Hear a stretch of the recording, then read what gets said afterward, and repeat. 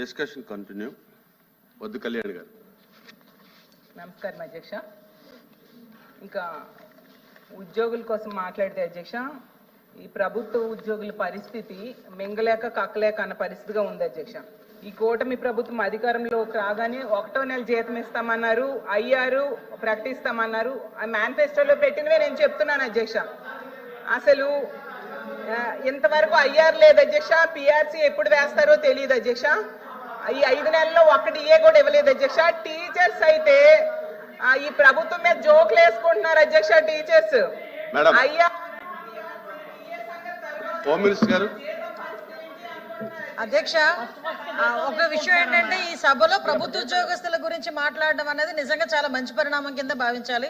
గౌరవ సభ్యురాలు కూడా ఆ టాపిక్ గురించి ఎత్తుతూ కొంచెం డైవర్ట్ అయినట్టున్నారు. ఒకటి విషయం ఏంటంటే లాస్ట్ ప్రభుత్వ ఉద్యోగస్తులు ప్యూన్ దగ్గర నుంచి ఐపీఎస్ ఐఏఎస్ ఆఫీసర్ వరకు ఎవరికి కూడా డిఏలు కానీ టీఏలు కానీ ఇంక్రిమెంట్లు కానీ పిఆర్సీలు కానీ ఏమీ లేవు అధ్యక్ష. జీతాలు కూడా 1వ తారీఖున పడతాయా, 1వ తారీఖున పడతాయా, 15వ తారీఖున పడతాయా, 1 నెలకి పడతాయా, 2 నెలలకి పడతాయా తెలియని దుస్థితిలో వాళ్ళు కక్కలేక మింగలేక 5 సంవత్సరాలు పనిచేశారన్న సంగతి మర్చిపోయి పాప అప్పుడుదే ఇప్పుడు కూడా ఆపాదిస్తున్నారేమో అన్న సంగతి కొంచెం తెలుసుకుని మాట్లాడమని తెలుసుకుని అధ్యక్ష. ఇంకో విషయం అధ్యక్ష, ఈ రోజు ప్రభుత్వ ఉద్యోగస్తులందరూ గుడ్ల మీద చేసుకొని ఉంటున్నారు అధ్యక్ష. ఎందుకనంటే నేను అధ్యక్ష నాకు అవకాశం ఇచ్చారు, తను మాట్లాడారు, నేను మధ్యలో మీకు అడిగాను, మీరు నాకు అవకాశం ఇచ్చారు.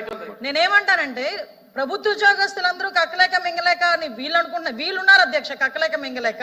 కానీ ప్రభుత్వ ఉద్యోగస్తులందరూ ఈరోజు గుండెల మీద చేసుకొని 1వ తారీఖు కల్లా మేము పనిచేసిన ప్రభుత్వ ఉద్యోగానికి 1వ తారీఖు జీతాలు పడుతున్నాయని చెప్పి చాలా హ్యాపీ ఫీల్ అయ్యారు. ఈ రోజుకి కూడా అన్ని డిపార్ట్మెంట్లోని డిఏలు కూడా మేము ఇచ్చున్నాము. వీళ్ళు ఏంటంటే వీళ్ళ అత్యాశ ఏంటంటే వీళ్ళు 5 సంవత్సరాలు కనీసం డిఏలు కూడా ఇవ్వలేదు. ఈ 5 నెలలకి వీళ్ళు పిఆర్సీలు అడుగుతా ఉంటే నవ్వు వస్తుంది అధ్యక్ష. ఆ విషయాన్ని సభ దృష్టికి తీసుకొస్తున్నాను అధ్యక్ష. అధ్యక్ష వాళ్ళు అయ్యారు పిఆర్సీ డిఏ సంగతి తర్వాత ముందు మన జీతాల పరిస్థితి ఏంటి అనేసి మాట్లాడుకుంటున్నారు. ఎందుకంటేనట గవర్నమెంట్ వచ్చిన మొదటి నెలట 1వ తేదీ జీతం వచ్చిందంట అధ్యక్ష. 2వ నెలట 2వ తేదీ వచ్చిందట గవర్నమెంట్ గురించి మాట్లాడండి అధ్యక్ష. మరి డబ్బులు 3వ నెల 3వ తేదీని వచ్చిందట, 4వ నెల 4వ తేదీని, 5వ నెల 5వ తేదీని జీతం ఇచ్చారంట అధ్యక్ష. అంటే ఇలా 5 సంవత్సరాలు గడిచేసరికి 2 నెలలకు ఇస్తారా అని టీచర్స్ భయపడుతున్నారు అధ్యక్ష. ఓకే అధ్యక్ష, ఇంకా పథకాల గురించి అధ్యక్ష, సూపర్ 6 పథకాలకి అధ్యక్ష, సూపర్ 6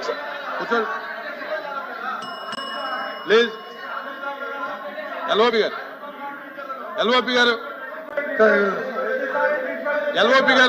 గారు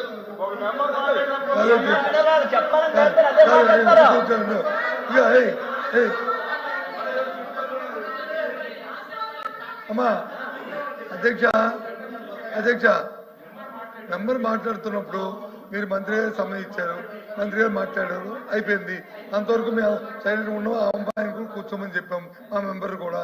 తర్వాత మళ్ళీ మాట్లాడుతూ మళ్ళీ రన్నింగ్ కమిటీ ఓపెన్ చేయమని అధ్యక్ష. మేమేం మాట్లాడప్పుడు రాసేమని అధ్యక్ష, అదే చదివేస్తాం. మరి ఎందుకు ఇది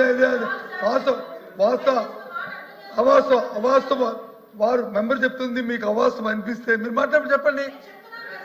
అంతే మీకు సంబంధించారు కదా, మీరు చెప్పారు కదమ్మా.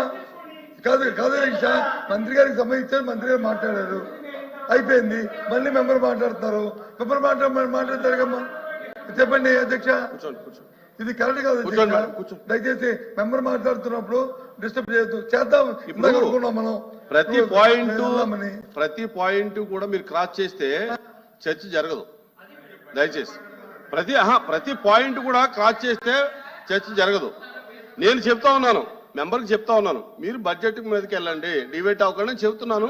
మీరు ఇంటర్వ్యూ అయితే ఉంటే అది మీకు వినండి రాంగోపాల్ రెడ్డి గారు. ఇప్పుడు ప్రతిపక్షం మాట్లాడేది పాలక పక్షానికి కరెక్ట్ అనిపించదు, వాళ్ళు మాట్లాడేది మీకు కరెక్ట్ అనిపించదు. కానీ అది కరెక్ట్ కాదు. మీరు ప్రతిదానికి ఇంటర్వ్యూ అధ్యక్ష. అమ్మ ఒక్క నిమిషం అధ్యక్ష. బొత్స సత్యనారాయణ గారు సీనియర్ సభ్యులు ఎల్ఓపిగా ఉన్నారు, రూల్స్ ప్రొసీజర్స్ తెలుసు. గతంలో వాళ్ళ నాయకుడు వాళ్ళు ఇచ్చేప్పుడు వైలేట్ చేశారంటే ఆ రోజు అంత సభలో మేము ఉన్నాం, వారు ఉన్నాం. గతానికి పోదలుచు కదా అధ్యక్ష. ఈరోజు గౌరవ సభ్యురాలు మాట్లాడుతూ ఉద్యోగస్తులకు జీతాలు అనే విషయం వచ్చేసరికి నేను ఇక్కడ ఉన్నటువంటి ఉద్యోగస్తులు కూడా నా అధ్యక్ష కథ వాళ్ళు మాట్లాడలేరు. వాళ్ళకి 1వ తారీఖు 14వ తారీఖు ఫిక్స్ అయిపోయారు. పెన్షన్దారులు కూడా అదే విధంగా ఉన్న పరిస్థితుల్లో ఈరోజు 1వ తేదీ జీతాలు తీసుకుంటున్నారు. అంటే అవాస్తవాలు పక్కా పోకుండా సబ్జెక్టులో రమ్మని, ఎందుకంటే సభ్యులందరూ మాట్లాడాలి. సభ సజావుగా జరగదని మేము పూర్తిగా సహకరించాం అధ్యక్ష. మేమే సత్యదూరాలు మాట్లాడలేదు కదా, మిమ్మల్ని కూడా రిక్వెస్ట్ చేస్తాం అధ్యక్ష. సబ్జెక్ట్ కి బడ్జెట్ కన్ఫర్మ్ అవ్వండి, కానీ అవాస్తవాలు వక్రీకరించి ప్రభుత్వం బుర్ర జల్లే పరిస్థితి మేము రియాక్ట్ అవ్వాల్సి వస్తుంది అధ్యక్ష. మేము కూడా సంయమనం పాటించేదానికి మేము సిద్ధంగా ఉన్నాం. సభ్యుల్ని సబ్జెక్ట్ డీవియేట్ కాకుండా మాట్లాడాలని మేము కోరుతాం అధ్యక్ష. నెల ఎన్నో తేదీ వచ్చాయో కనుక్కొని మళ్ళీ చెప్పమని కోరుతున్నాను అధ్యక్ష. అలాగే తల్లికి వందనం అధ్యక్ష. తల్లికి వందనం పథకం మీ అందరికి తెలుసు కదండి అధ్యక్ష. ఇది యాక్చువల్ గా గతంలో జగన్మోహన్ రెడ్డి గారు అమ్మఒడి అని ఒక పథకాన్ని ఇచ్చేవారు. ఆ స్కూల్కి వెళ్ళే పిల్లల తల్లికి ఇచ్చారు. ఎందుకంటే డ్రాప్ అవుట్స్ ని తగ్గించడం కోసం. ఆగండమ్మా, నేను ఏం చెప్తున్నాను, స్కూల్కి వెళ్ళే శివరామరెడ్డి గారు అధ్యక్ష మాట్లాడదాం చెప్పండి, చెప్తాను.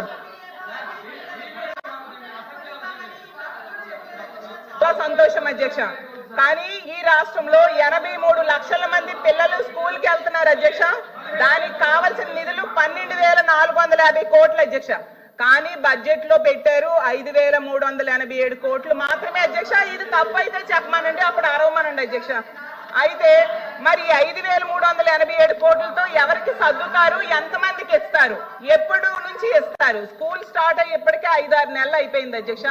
ప్రైవేట్ స్కూల్స్కి వెళ్ళే పిల్లలు కూడా ఉన్నారు. ఎవరినైనా మోసం చేయొచ్చు కానీ పిల్లలు మాత్రం మోసం చేయకూడదు అధ్యక్ష. జాలి ఉండాలి కదా పిల్లలంటే.